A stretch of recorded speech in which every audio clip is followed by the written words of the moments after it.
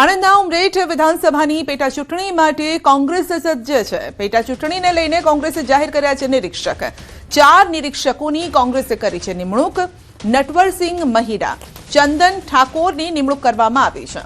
વજીર ખાન પઠાણ અને જગત શુક્લાની પસંદગી કરાઈ છે। 24 માર્ચે નિરીક્ષકો તમામ દાવેદારોને સાંભળશે। દાવેદારોની પેનલ તૈયાર કરી હાઈકમાન્ડને સોંપવામાં આવશે। સ્થાનિક સ્વરાજની ચૂંટણીઓ પૂર્વે ધંધુકામાં રાજકીય ગરમાવો જોવા મળી રહ્યો છે। કોંગ્રેસની વિચારધારા સાથે જોડાયેલા અનુસૂચિત જાતિ સમાજના અગ્રણી કાંતિભાઈ ગોહિલને તેમની જાણ વગર જ ભાજપમાં ઉપપ્રમુખનો હોદ્દો સોંપી દેવાતા વિવાદ સર્જાયો છે।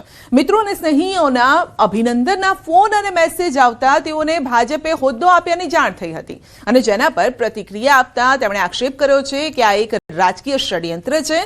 તેમણે વધુમાં જણાવ્યું કે ભાજપ દ્વારા કોઈ પણ પ્રકારની પૂછપરછ કે સત્તાવાર પત્ર વગર તેમને બદનામ કરવા અને કોંગ્રેસ ભાજપ વચ્ચે અંદરોઅંદર મતભેદો ઉભા કરવાના આ હોદ્દો આપવામાં આવ્યો હોવાની વાત તેમણે કરી છે।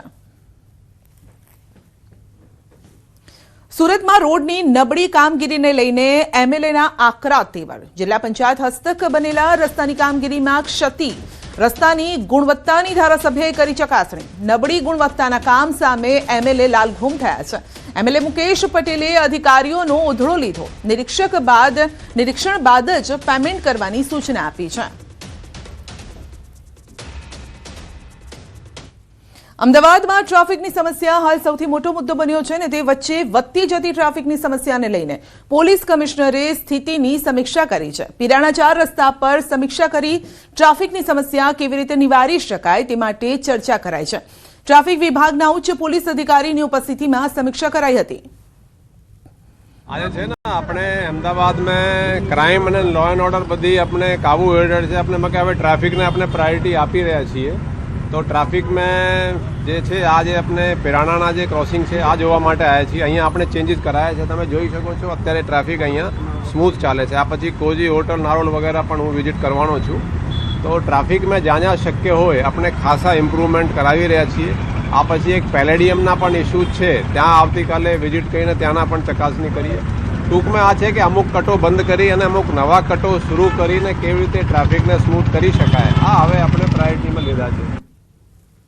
આંતરરાષ્ટ્રીય વોટર ક્રેડિટ મેળવનાર સુમુલ ડેરી દેશનો સૌપ્રથમ સહકારી સંઘ બન્યો છે। સુરત તાપીની 100 મંડળીઓએ જળ સંચય પ્રોજેક્ટ અંતર્ગત વરસાદી પાણી જમીનમાં ઉતારવાની સિસ્ટમ લગાવી હતી અને જેના કારણે આશરે 2.5 કરોડ લીટર પાણી ભૂગર્ભમાં ઉતરી રહ્યું છે। સફળતાપૂર્વક રિચાર્જ કરવામાં આવ્યું છે। આ કામગીરી બદલ મંડળીઓને અંદાજિત 25,000 વોટર ક્રેડિટ મળ્યું છે।